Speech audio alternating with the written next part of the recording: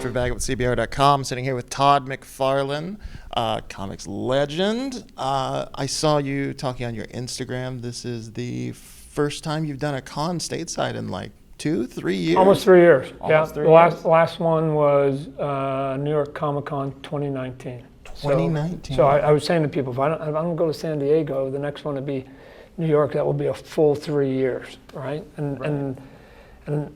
And I haven't been idle in those 3 years. So now all of a sudden there's a bunch of comic books that are out there, especially a bunch of number ones that came out when we expanded, that haven't literally there are some titles that have 0 signatures on this planet. That if you got a Scorched number one, I haven't signed one of them on this planet yet, right? Gunslinger, I haven't signed one on this planet yet. And then Spawn's Universe and King Spawn that came out last year too, there's maybe 7 or 8 of each one of those, right? So between those 4 books, there's 15 signatures because there's no shows, right? There's no place to do it. I wasn't doing it through the mail or anything like that. So I don't know, we'll see if there's a pent-up demand or not. So I do want to ask, like with this being the first con in like 3 years, what's the temperature here? Like, what do you think about it? What's it feel like to be back here?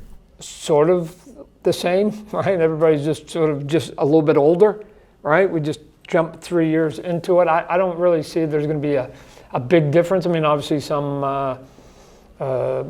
protocols for, health, for, and masks and things like that, right? We all have to have our bands, right, to get in. But other than that, I think everybody's just going to let their hair down and do the exact same thing. I'm not expecting anything different, other than everybody hasn't been in circulation, not only myself, but everybody, and they're going to bring their 3 years worth of stuff they want signed, and we're not going to be able to accommodate it, right? So now, in addition to all those projects you mentioned on that, I know the Spawn 30th anniversary is coming up on us. Can you tell us anything about what you got planned for that? Well, it's the 30th anniversary of both Spawn and Image Comics, right? So all the big sort of initial titles from the original founders came out that same year. So we've introduced some new characters. We started a trade paperback, getting the books in a sort of a regular flow. We didn't really sort of have that.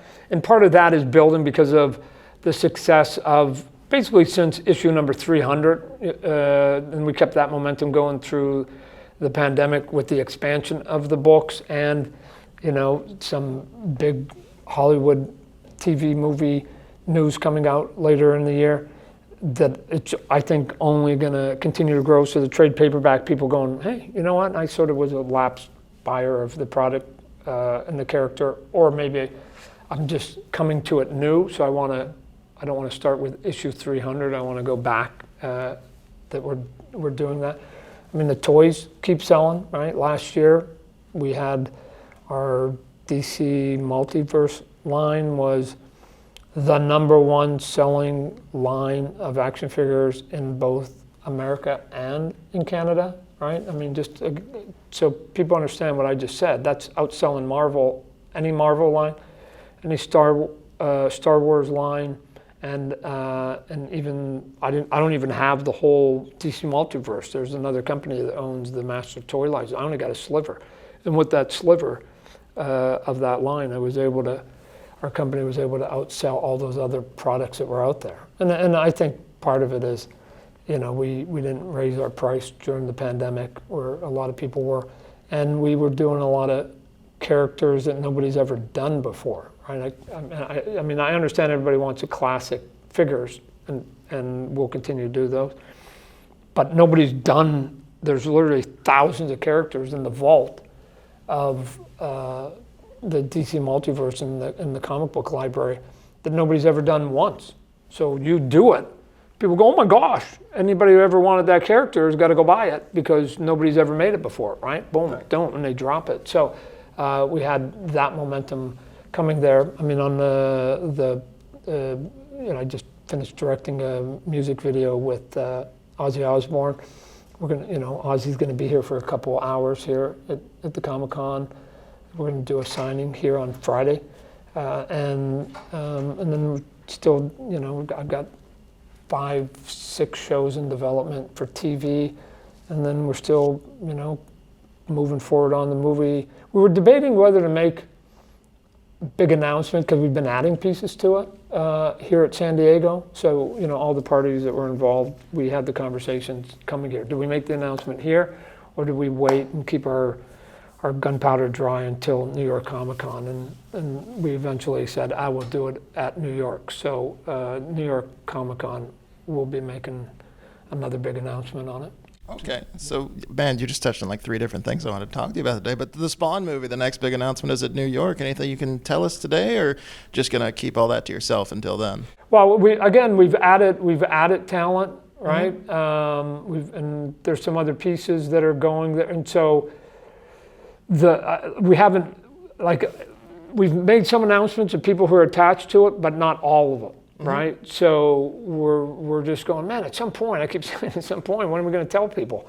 And we just want to hold it a little bit longer till we're a little bit closer to the final script that we're going to be selling out in Hollywood. So the buzz will be sort of big. People go, oh my gosh, that person's attached. Oh my gosh. As we're heading into Hollywood trying to sell it, we'd rather have sort of the pop up there. And then on the comic book front, today's Thursday. Tomorrow on Friday at 2:00, I'm going to be announcing. And it may sound egotistical what I'm about to say. I'm telling you this as a fact. Mm-hmm. It will be the biggest comic book event of this year. Quite possibly has a chance to be the biggest selling book of the century. So that announcement will be done at 2:00 tomorrow. So I just can't. We're keeping it to ourselves to the announcement. So I can't talk about it right now. But tomorrow's the big news on the comic book front. So we're going to have a blockbuster announcement tomorrow. You're teasing me, Todd. No, well, I unfortunately we got the plan set, and we're going to drop it at one point. So can't let it get out till tomorrow. Definitely. Okay, so you mentioned Ozzy is going to be here today too, and I wanted to ask you on Friday tomorrow. On Friday. So I wanted to ask you about that. What was that like working with him on Patient 9? And I saw there's a limited edition comic you're working on too with him. I think the comic book comes. If I remember, I think the comic book comes if you buy the pre-order of his new album that comes out in September. Mm-hmm. And then Jason, Sean Alexander, and I did an alternate cover for it too. Not the comic book, but for the actual album. The comic book, I wrote and did a cover for it. The interior artwork is done by Jonathan Galapian, who comic people would know is the guy who inks a lot of the Batman stuff over Greg Capullo. Mm-hmm. But he's got this really cool, funky style. And I'm like, man, you need to do more of that artwork. And I thought it was sort of perfect for this comic book that if you look at it visually, I didn't want it to be like panels and grids and word balloons. I thought that the people who would be getting it in their music purchase, might not know the vernacular and the rhythm of what a comic book looks like. You and I have read thousands of them. We understand that language. So I wanted to do something that felt a little more, almost like a novella, a visual novella or something like that, that I just thought would be a little more sophisticated. And working with Ozzy, I mean, look at, the man's in his 70s, right? And so it's phenomenal to me, the energy that dude has when he needs it, right? I saw it with Stan. I spent a lot of time with Stanley, that they're very good as now they've gotten a little to pace themselves, right? You can't be on all the time. When you're 20, you can be a rocker both on stage and off stage, right? But as you get a little bit older, you understand, you put on the performance and then you sort of catch your breath and you put on the performance. So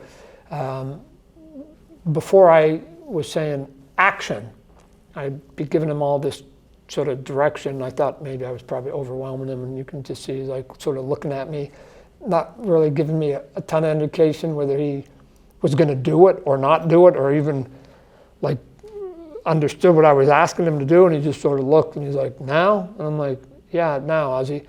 And he's like, and then I just go action, and everything I wanted him to do, he did it with gusto, right? I'm like, wow. He caught everything. He hit every mark. He did everything. Boom, even more so. And then there were a couple times where I wanted him to move around as he was sort of doing his lip syncing. So I was behind the camera and I was like going, hey, I want you to sort of move wherever I'm sort of doing. So he was not only doing his lip syncing and having to, have the words there in case, he lost his place, but look at me while I was behind, and he was doing all of it. I don't even know how he split his eyeballs, and he was just doing it. But the dude's a pro, right? He'd been doing it for a long time. So, as much as I was going, man, when you stop to reflect, you go, he's been doing it for 50 years, Todd. He's good, right? He's good at what he does. And most celebrities, most, people I've dealt with on the music end or whatever, are like, the moment you say go, they know what performance is. It's their job, right? And so he just lights up, right? So I was quite surprised, right? We only had him for a limited amount of time that day. I had to do it all in a few hours with him, but he gave me more than I thought I was going to get. So. That is so cool to hear. Well, I've only got you for a limited amount of time too, so I'm gonna have to cut it off here. But this was great, and I hope we get to talk to you at New York and San Diego next year, God willing. Yeah. No, by New York, like I said, we'll have had the big announcement of the movie, and the comic book event will be, getting even almost close to the FOC. So we'll be probably revealing some of the interior pages by that point. So we'll be on high octane by the time we hit New York. All right. I'm looking forward to it. Thanks again, Todd. All right. Be good. Enjoy Comic-Con. All right.